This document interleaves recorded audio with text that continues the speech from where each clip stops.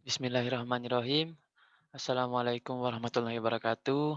Nama saya Muhammad Ali Arifin, NIM 182100082.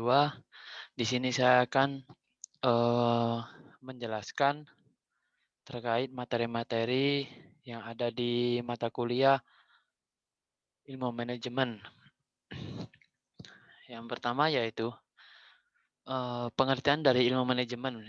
Pengertian kata manajemen atau manajemen jika disebutkan ke dalam bahasa Inggris itu berasal dari Itali, yang mana manajemen dikenal dengan managere yang memiliki arti yaitu menangani.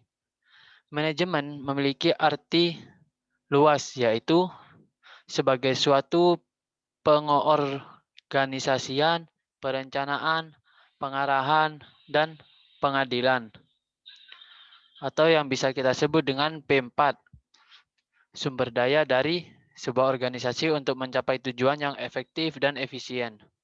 Definisi manajemen secara umum dikenal sebagai ilmu dan seni dalam mengatur, mengolah, mengelola, dan mengkoordinasi hal-hal yang bertujuan untuk pelaksanaan suatu tindakan guna mencapai tujuan.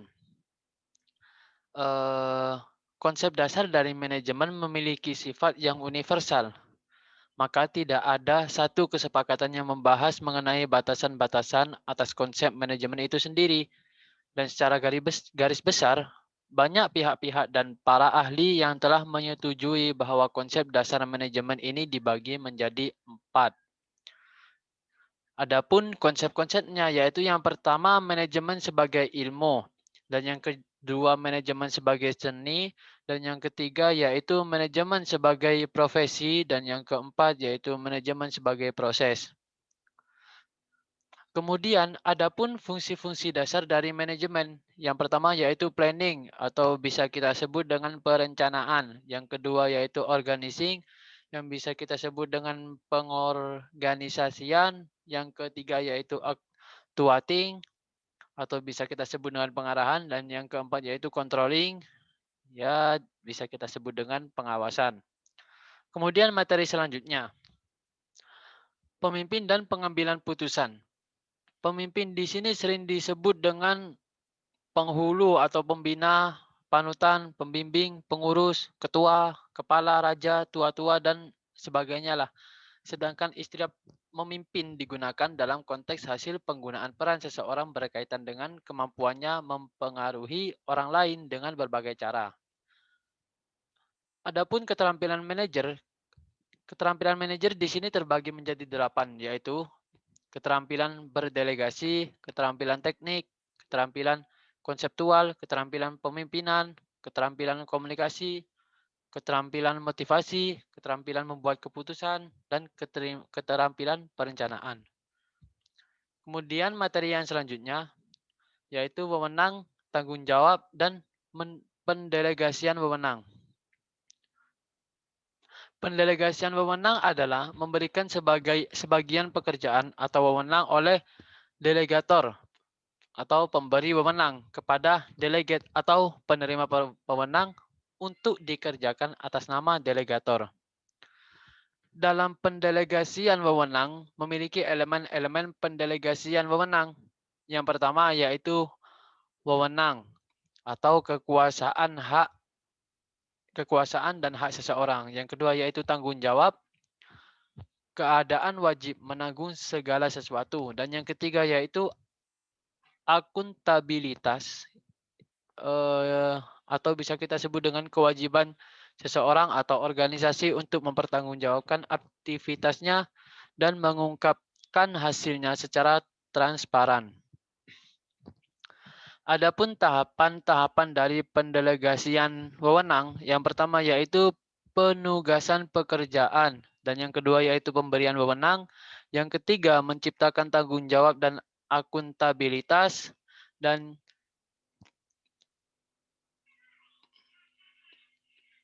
ya ada 3. Dan yang selanjutnya yaitu materi selanjutnya proses manajemen dan koordinasi dalam manajemen. Dalam setiap organisasi pasti memiliki sejumlah orang yang masing-masing mempunyai pendapat, pandangan, latar belakang, pengertian, dan jenis pekerjaan sendiri yang berbeda dengan orang lainnya. Keberagaman ini perlu diselaraskan agar dapat mencapai tujuan bersama yang diharapkan oleh organisasi. Penyelarasan ini biasanya dikenal dengan istilah koordinasi. Koordinasi dalam suatu organisasi memastikan kesatuan tindakan individu, kelompok kerja, dan departemen, serta membawa keharmonisan dalam melaksanakan berbagai kegiatan dan tugas untuk mencapai tujuan organisasi secara efisien. Yang selanjutnya yaitu materi selanjutnya, etika manajemen. Berbicara mengenai etika manajemen tentunya tidak jauh dari kata etika. Etika bisa kita sebut dengan menentukan standar sejauh mana sesuatu dalam tingkah laku dan pengambilan keputusan dianggap baik atau buruk. Etika berhubungan dengan nilai-nilai internal yang merupakan bagian dari budaya perusahaan dan membentuk keputusan mengenai tanggung jawab sosial yang berkaitan dengan lingkungan eksternal. Isu etika hadir dalam sebuah situasi ketika tindakan yang dilakukan oleh seseorang atau sebuah organisasi dapat menimbulkan manfaat atau kerugian bagi yang lain. Materi yang selanjutnya yaitu materi yang keenam. Mengelola grup dan tim. Kelompok adalah dua atau lebih individu yang berinteraksi dan saling bergantung yang bekerja sama untuk meraih tujuan yang telah ditetapkan. Kelompok dibagi menjadi dua, yaitu kelompok formal dan kelompok informal. Untuk mencapai menciptakan tim yang efektif, untuk mencapai tim kerja yang efektif itu harus berkarakteristik sebagai berikut. Yang pertama yaitu tujuan yang jelas. Dan yang kedua yaitu keahlian yang relevan. Dan yang ketiga yaitu rasa saling percaya terhadap tim. Yang keempat, komitmen bersama. Dan yang kelima, komunikasi. Yang keenam, kemampuan. Yang ketujuh, kepemimpinan. Dan yang kedelapan, yaitu dukungan internal dan eksternal. Materi yang selanjutnya yaitu fungsi perencanaan. Fungsi manajemen yang pertama adalah fungsi perencanaan. Yang dimaksud fungsi perencanaan sendiri adalah manajemen berfungsi untuk menyusun rencana dan strategi untuk mencapai tujuan organisasi. Planning merupakan fungsi yang terpenting karena tanpa adanya perencanaan maka fungsi-fungsi yang lain tidak dapat dilaksanakan dan tentunya tujuan manajemen tidak akan tercapai. Yang selanjutnya yaitu materi yang nomor 8. Fungsi pengorganisasian dalam manajemen adalah proses mengatur tugas, wewenang, dan tanggung jawab setiap individu dalam manajemen menjadi satu kesatuan untuk mencapai tujuan yang telah direncanakan. Fungsi pengorganisasian bukan hanya mengatur orang, tapi semua sumber daya yang dimiliki, termasuk uang, mesin, waktu, dan semuanya, tanpa terkecuali. Untuk mencapai tujuan perusahaan, 4 fungsi manajemen wajib dijalankan. Salah satunya yaitu fungsi pengorganisasian. Organizing adalah tentang mengatur sumber daya, mengatur agar tepat, mengatur agar segala sesuatu berjalan dengan semestinya, sesuai dengan yang direncanakan sebelumnya. Fungsi pengorganisasian wajib dilakukan karena banyak manfaat untuk perusahaan. Di antaranya yaitu mempermudah koordinasi antara pihak dalam kelompok, pembagian tugas sesuai dengan kondisi kekinian perusahaan, setiap individu mengetahui apa yang akan dilakukan, mempermudah pengawasan, memaksimalkan manfaat spesialisasi, efisiensi biaya, hubungan antar individu semakin rukun. Yang selanjutnya yaitu materi yang ke-9, fungsi pengisian jabatan dan komunikasi. Fungsi pengisian jabatan dan di sini adalah kegiatan untuk memperoleh pegawai yang efektif yang akan mengisi jabatan-jabatan yang kosong di dalam organisasi perusahaan. Fungsinya di sini yaitu bertujuan untuk menarik atau menempatkan pegawai-pegawai menurut jumlah, jenis, keahlian, dan keterampilan sesuai dengan kebutuhan perusahaan, agar pegawai dapat bekerja efektif sehingga sasaran perusahaan tercapai. Asas pengisian jabatan adalah penempatan orang-orang yang tepat pada tempat yang tepat dan penempatan orang yang tepat. Komunikasi. Komunikasi adalah jenis proses sosial yang erat kaitannya dengan aktivitas manusia serta syarat akan pesan maupun perilaku. Fungsi komunikasi juga memberikan manfaat yang baik bagi Anda. Adapun fungsi komunikasi di antaranya yaitu yang pertama, untuk menyampaikan informasi. Yang kedua, sebagai penyampai pendapat agar dapat diterima oleh masyarakat luas atau yang berkaitan. Yang ketiga, yaitu sebagai bentuk interaksi orang lain. Yang keempat, yaitu untuk menambah wawasan dan ilmu pengetahuan akan suatu hal. Yang kelima, yaitu pengisi waktu luang. Yang keenam, yaitu sebagai cara untuk membujuk dan mempengaruhi orang lain. Dan yang ketujuh, yaitu untuk dapat mengenalkan diri sendiri. Yang kedelapan, guna mengurangi ketegangan atau mencairkan suasana. Yang kesembilan, sebagai hiburan. Yang kesepuluh, untuk selalu menjalin hubungan yang baik dengan orang lain. Yang sebelas, yaitu sebagai benteng diri agar tidak terisolasi dalam lingkungan masyarakat. Yang ketujuh, untuk mempelajari situasi yang terjadi.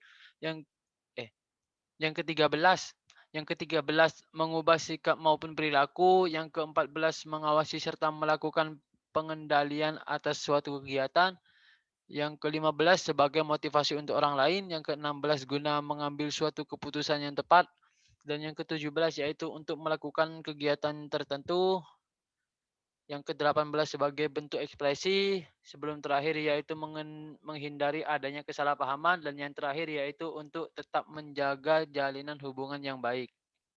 Kemudian materi yang ke-10, yaitu kepemimpinan. Kepemimpinan di sini adalah proses di mana seorang individu memiliki pengaruh terhadap orang lain dan mengilhami, memberi motivasi, semangat, serta mengarahkan kegiatan-kegiatan mereka guna membantu tercapainya tujuan kelompok serta organisasi.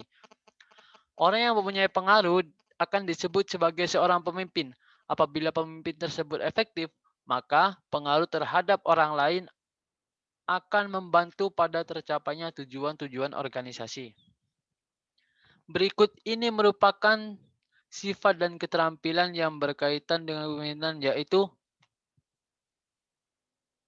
pemimpin yang baik, pemimpin yang bijaksana, pemimpin yang bisa menjalankan dalam suatu organisasi.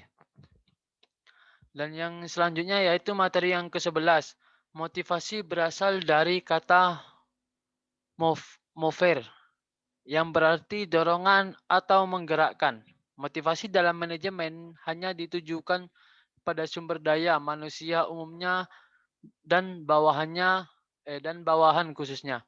Motivasi mempersoalkan bagaimana cara mengarahkan daya dan potensi bawahan agar mau bekerja sama secara produktif, berhasil mencapai mewujudkan tujuan yang telah ditentukan. Kemampuan seorang manajemen dalam memotivasi bawahannya akan mempengaruhi efektivitas manajer, bawahan, dan perusahaan. Manajer yang dapat melihat motivasi sebagai suatu sistem akan mampu meramalkan perilaku dan kinerja bawahannya. Bagian motivasi. Bagian motivasi terdiri dari dua jenis, yaitu motivasi intrinsik dan motivasi ekstrinsik. Motivasi intrinsik di sini yaitu pendorong kerja yang bersumber dari dalam diri pekerja sebagai individu, berupa kesadaran mengenai pentingnya atau manfaat akan pekerjaan yang dilaksanakan. Sedangkan motivasi ekstrinsik yaitu motivasi yang pendorong kerja yang bersumber dari diri pekerja sebagai individu, berupa suatu kondisi yang mengharuskan melaksanakan pekerjaan secara maksimal. Tujuan motivasi sendiri yaitu meningkatkan moral dan kepuasan kerja karyawan, meningkatkan produktivitas kerja karyawan, mempertahankan kestabilan karyawan perusahaan, meningkatkan kedisiplinan karyawan, mengefektifkan pengadaan karyawan, menciptakan suasana dan hubungan kerja yang baik, meningkatkan loyalitas, kreativitas, dan partisipasi karyawan, meningkatkan kesejahteraan karyawan, mempertinggi rasa tanggung jawab karyawan terhadap tugas-tugasnya, dan meningkatkan efisiensi penggunaan alat-alat dan bahan baku. Materi yang ke-12 yaitu materi internasional dan SDM. Manajemen sumber daya manusia internasional adalah proses memperkerjakan, mengembangkan, dan memberi penghargaan orang dalam organisasi internasional ataupun global. Hal ini melibatkan manajemen manusia di seluruh dunia, tidak hanya manajemen orang-orang ekspatriat atau mancanegara saja. Manajemen nasional memiliki tujuan yaitu agar perusahaan multinasional tetap dan berjalan dan beroperasi maksimal di negara yang berbeda-beda dengan mengelola sumber daya manusia yang ada dan berbeda dengan MSDM pada umumnya. Materi yang terakhir yaitu fungsi pengawasan dalam manajemen adalah proses memastikan bahwa semua yang dijalankan telah sesuai dengan acuan yang sudah direncanakan. Fungsi manajemen pengawasan juga disebut dengan fungsi pengendalian atau controlling. Fungsi ini menjadi kesatuan sebagai fungsi manajemen, selain fungsi perencanaan, fungsi pengorganisasian, dan fungsi pengarahan. Lantas, mengapa fungsi pengawasan diperlukan manajemen? Yaitu untuk menghindari masalah dan juga penyimpangan. Jadi, itu saja yang bisa saya sampaikan. Terima kasih. Wabillahi taufiq wal hidayah. Wassalamualaikum warahmatullahi wabarakatuh.